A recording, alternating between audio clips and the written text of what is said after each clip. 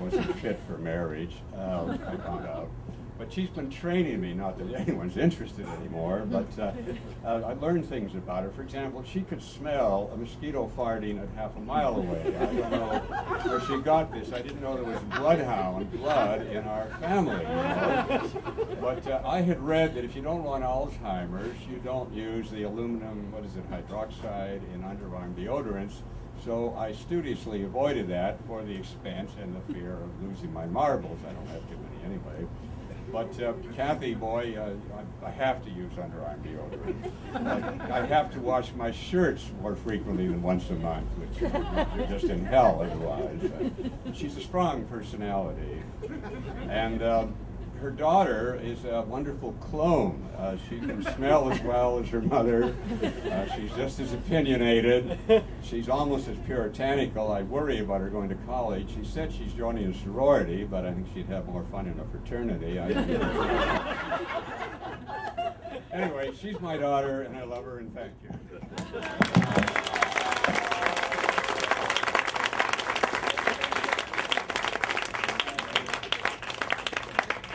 And now, just to show that Cathy does have women friends besides me. Did you want to say your line? Oh, yeah. And unfortunately, that woman is Amy Alcon. Next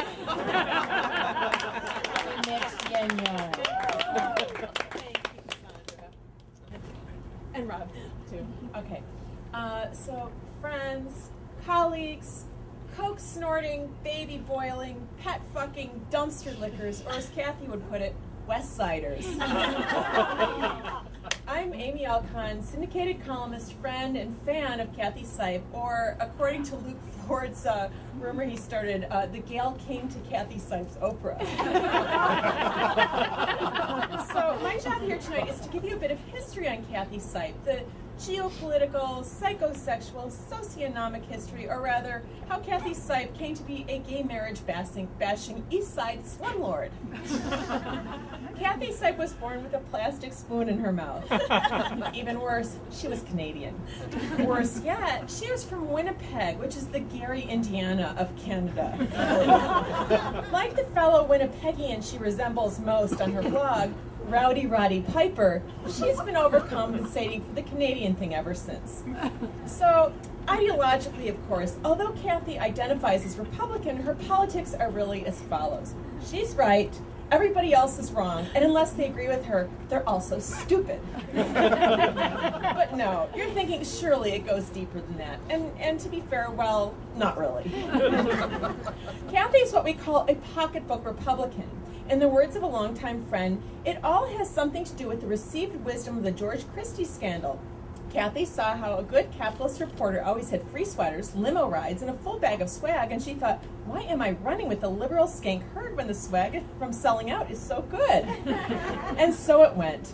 Our one-time fashion writer of indeterminate political leanings crossed on over from the Purse and Shoes Club to the Republican Skull and Bones, the Wednesday Morning Club. And boy, did she pick up fast in the laissez-faire capitalism thing. She even charges her own father rent. And this is actually true. Things are so bad in one of her ghetto slum holdings that one of her tenants recently moved in with her dad. This is totally serious. Oh, yeah. Oh, and don't forget the events Emmanuel and I throw with Cathy for LA Press Club. No, Cathy, we cannot do a book party for Lyndon LaRouche. Now, Cathy claims to hate the left, but I say follow the money and the glory. Oh, yeah, and don't forget, follow the free food. And that's where you'll find Cathy Seipp. Yes, like a welfare mother on government cheese, Cathy feeds her daughter with handouts from the TV Critics Association, but then she complains that they're only cold cuts. Just a thought, but does that sound like your average, quietly waspy, gracious Republican? Anyway, you do really have to hand it to Cathy, because like Ann Coulter and Condi, the truth is she's simply too smart to be a Democrat. After all, the Democratic Party is just filled with black PhDs and pretty actresses in tight dresses. The Republican Party, on the other hand, is open road to money, power, fame, and what deep down is all our little Canadian immigrant Cathy really wants: to move to the West Side, next door to Ariana, but in a slightly bigger house.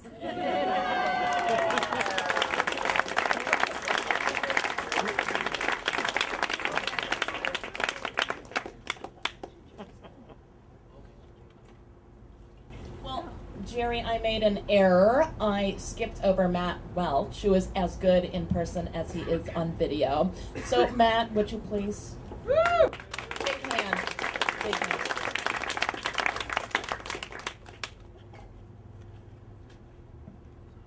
Tú tienes muchas ideas peligrosas y estúpidas, pero también tienes un corazón grande. I would tell you what that meant if Spanish was an important language to speak in the state of California.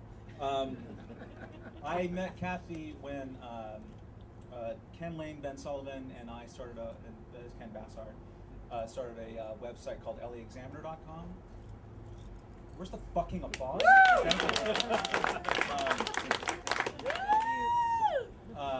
And it was like Kevin Roderick except funny.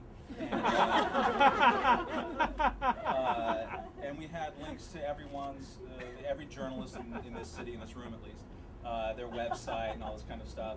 And we decided consciously we're not going to tell anyone about it, right? Because we want to see how long it takes the common LA journalist to use Google, to do an ego surf, etc. And we'll see how long it takes. I think Cathy sent us an email about 17 hours later. And no one else did for like a month. In that vein, Ken Lane, who is not here and wishes that he could, sent a fax literally to the Hotel Figueroa staff. And I thought I would read it. I will not scratch my beard or slur drunkenly as Ken might if he were here. But this is what he has to say. I'm sorry I can't be with you all tonight. Really, truly sorry, because instead I'm in Reno, where the main cultural event of the evening is a brush fire. Tonight we honor and abuse Cathy Seipp, someone so right-wing that Karl Rove won't even take her phone calls for fear of alienating his base. I've known Cathy for 5 years, but I knew her byline long before that. Her fake byline, anyway. That was the brief Buzz magazine era, that year or two when Los Angeles made a brave and ultimately failed attempt at literacy and wit. It's funny. Whether mocking the media in a glossy magazine full of absolute ads or attacking the elite tendencies of television critics at an annual event she never misses because it's held 10 minutes from her house, Cathy is the perennial outsider. If she had Peggy Noonan's gig in the 80s, Seipp would have had the poor Gipper bitching about how nobody would take him seriously because he was a cute Jewish reporter trying to make his way in a West Coast liberal newsroom ruled by feminist male chauvinists. That was a long fucking sentence. While it's true that Cathy is now an official National Review culture warrior, I should mention Ken Lane thinks that Bush knew.